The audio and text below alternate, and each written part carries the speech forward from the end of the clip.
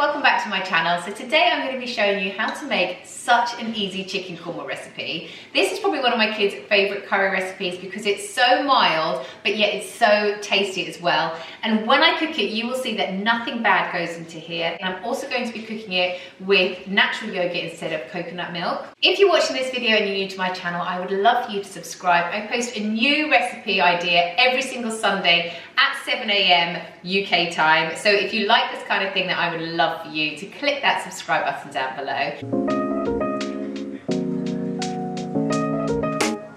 Right, so for this meal, you're going to need a white onion, some garlic, and a stock cube. I am using a vegetable stock cube, but you can use a chicken stock cube. You're also going to need some chicken, some cumin, some tumeric, some ginger, some curry powder, and garam masala for spices.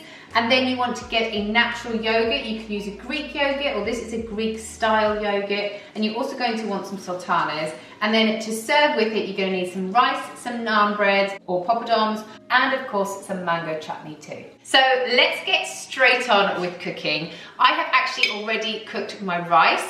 For those of you who don't really know how to cook rice that well, all I do, this is like literally a fail-safe way of cooking your rice. You want to rinse your rice out twice to get rid of that extra starch, and then you want to get a cupful of water. I say that's enough for 4 people.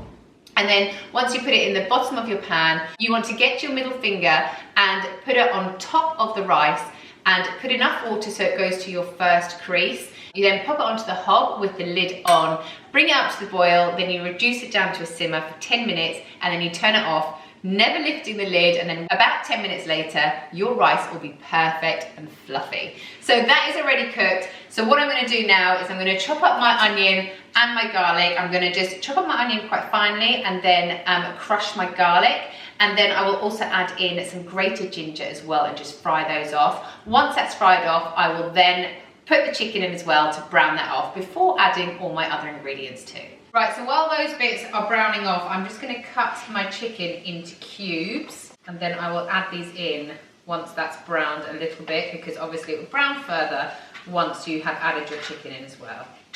Right, so while that's browning off, I'm now gonna mix up my spices. So you're going to need 2 teaspoons of cumin, 1 teaspoon of turmeric, 2 teaspoons of garam masala, and 2 teaspoons of your curry powder as well. So I'm just going to put it all into here, and then I'm going to make it into like a little paste with a bit of boiling water. Right, next up I've got my stock cube in here, and I'm going to add 2 cups of boiling water to this and just let it melt.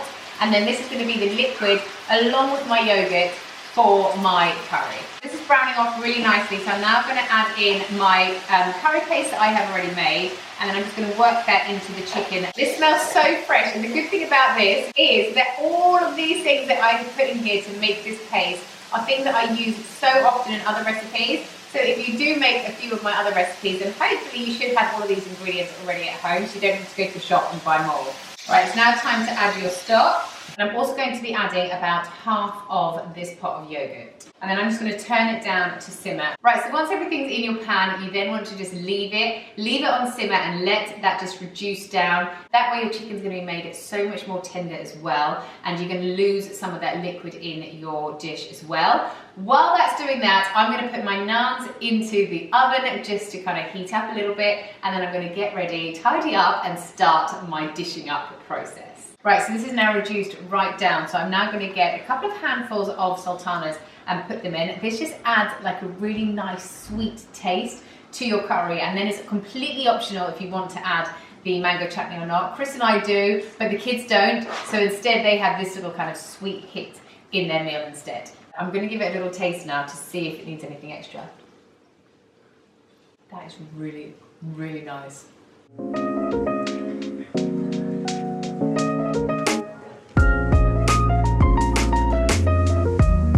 And there you have it, your homemade chicken korma, which tastes delicious. Let me know if you give this a try. Tag me in your photos. Thank you so much for watching today's video. I'm off to eat some dinner. Bye!